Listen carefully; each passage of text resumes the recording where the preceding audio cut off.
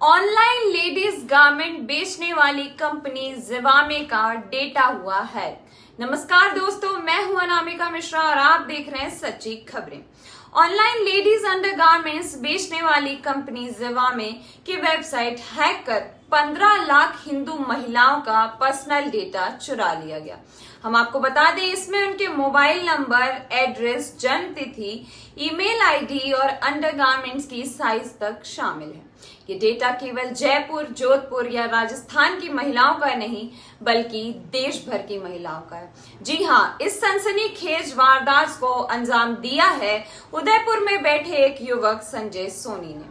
उसने अपने हैकर साथियों के साथ मिलकर न केवल डेटा चुराया बल्कि लगातार कंपनी को डेटा की एवज में पैसे देने के लिए ब्लैकमेल कर रहा था। सबसे चौंकाने वाली बात यह है कि हैकर ने खुद इन डेटा के स्क्रीनशॉट ट्विटर पर डाले और दावा किया कि किसी ने भारतीय हिंदू महिलाओं के डेटा चुराकर मुस्लिम कंट्री में बेच दिए हैं। ट्वीट में हैकर हिंदू महिलाओं को सतर्क रहने की नसीहत भी दे रहा था, लेकिन इसी दौरान हैकर 2 गलतियां कर बैठा। सुराग मिलते ही राजस्थान एसओजी खुद को सोशल मीडिया पर राष्ट्रवादी छवि बनाने वाला संजय सोनी खुद डेटा चुराता था, कंपनियों को ब्लैकमेल कर क्रिप्टो करेंसी में पैसा वसूलता था। जी हाँ, आपने बिल्कुल सही सुना। 15 लाख हिंदू लड़कियों की डिटेल से समझौता किया गया, जिसमें उनके नाम, मोबाइल नंबर, प्रोफेशन, पता और उनके ऑनलाइन ऑर्डर की डिटेल शामिल है। ये सभी डिटेल पहले ही मुसलमानों को साझा कर दिए गए हैं। क्या आप चाहते हैं कि आपके असुरक्षित सर्वर के कारण हिंदू लड़कियां प्रभावित हों? मेरे सभी वकील दोस्त इस कंपनी पर मुकदमे करें। इसने हिंदू लड़कियों के पर्सनल डेटा से कॉम्प्रोमाइज किया है। सबूत के तौर पर कुछ सैंपल पोस्ट कर रहा हूं। प्रिय महिलाओं, अब आपका डेटा सुरक्षित नहीं है, क्योंकि ये पहले ही मुस्लिम डोमिनेंट्स ग्रुप में सर्कुलेट हो चुका है। इस कंपनी की प्रत्येक लेडी यूजर को इस पर एफआईआर दर्ज करवानी चाहिए। इसके अलावा बाकी सभी डिटेल्स दिल्ली में कपिल मिश्रा को भी शेयर कर दी गई है। सभी लड़कियां सुरक्षित रहें। उसका पहला ट्वीट, मेरे सभी वकील दोस्त इस कंपनी पर मुकदमे करें। इसने हिंदू लड़कियों के पर्सनल डेटा से कॉम्प्रोमाइज किया है। सबूत के तौर पर कुछ सैंपल पोस्ट कर रहा हूं। प्रिय महिलाओं, अब आपका डेटा सुरक्षित नहीं है, क्योंकि ये पहले ही मुस्लिम डोमिनेंट्स ग्रुप में सर्कुलेट हो गया है। इस कंपनी की प्रत्येक लेडी यूजर को इस पर एफआईआर दर्ज करवानी चाहिए। इसके अलावा बाकी सभी डिटेल्स दिल्ली में कपिल मिश्रा को भी शेयर कर दी गई है। सभी लड़कियां सुरक्षित रहें। दूसरा ट्वीट, सभी हिंदू सनातनी भाइयों और बहनों, 40 लाख हिंदू लड़कियों के डेटा हैं जो डार्क वेब, डीप वेब, मुस्लिम देशों में बेचे जा चुके हैं। पढ़कर और लोगों तक पहुंचाने की जिम्मेदारी आपकी। मैंने मेरा कर्तव्य निभाया। अपनी सुरक्षा अपनी जिम्मेदारी होती है। आप लोग कहीं भी जाते हैं, कोई आपसे नंबर और ईमेल आईडी मांगता है तो आप दे देते हैं। आप बिना जाने सोचे समझे, लेकिन इसका नुकसान कैसे होता है वो आप इस ट्वीट में देख सकते हैं। आप लोगों को सुरक्षित रखना देश में रहने वाले हर नागरिक का कर्तव्य है और उम्मीद है कि मैं आप लोगों का थोड़ा तो जागरूक कर रहा हूं कि आप लोग सुरक्षित रहिए। आपके स्कूल, कॉलेज, रेलवे की जानकारी जो लीक हुई है उसके कुछ फोटो डाल रहा हूं। देख के विचार करिएगा कि क्या हम बारूद पर बिठा रहे हैं अपनी बेटियों को। आप जितने समझदार सोशल मीडिया पर हैं, उससे ज्यादा स्मार्ट आपसे वो लोग हैं जो आपकी गोपनीय जानकारियां साझा कर रहे हैं। उन लोगों को जो आपको लव जिहाद, किडनैपिंग, रेप, एसिड अटैक जैसी मुसीबतों में डालती हैं।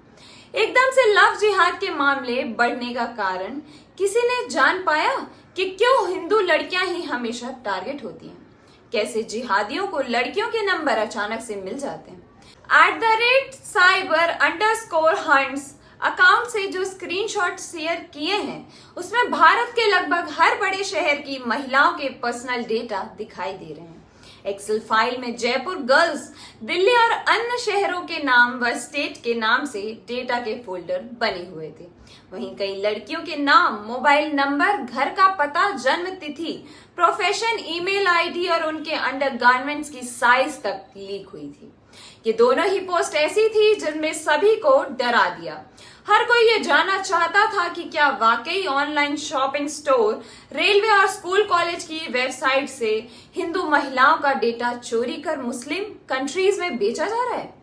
25 मई को ही दोपहर 12:08 पर रेलवे ने अपने ट्विटर अकाउंट IRCTC से जवाब देकर बताया कि 25 मई 2023 को सुबह 9:44 बजे @cyber_hunts ट्विटर प्रोफाइल से एक पोस्ट के स्क्रीनशॉट में दिया गया डेटा IRCTC से संबंधित नहीं है और IRCTC यूजर्स का डेटा पूरी तरीके से सुरक्षित है।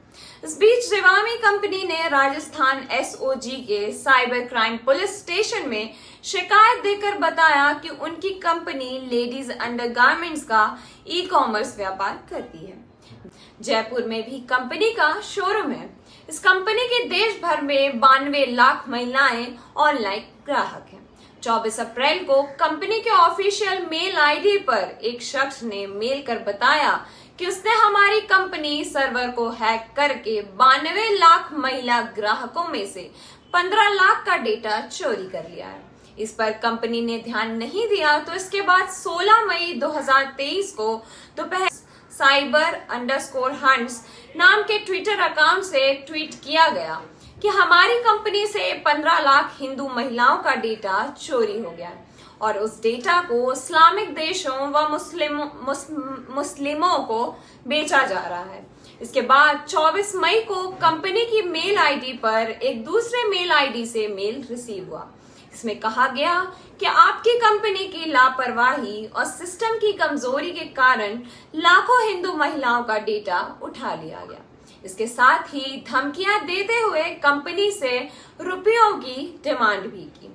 कंपनी ने SOG को बताया कि @cyber_hunts नाम के ट्विटर प्रोफाइल से कंपनी का डेटा चुराकर ब्लैकमेल किया जा रहा है और इंटरनेट पर इसे हिंदू मुस्लिम एंगल देकर सांप्रदायिक सौहार्द भी बिगाड़ा जा रहा है।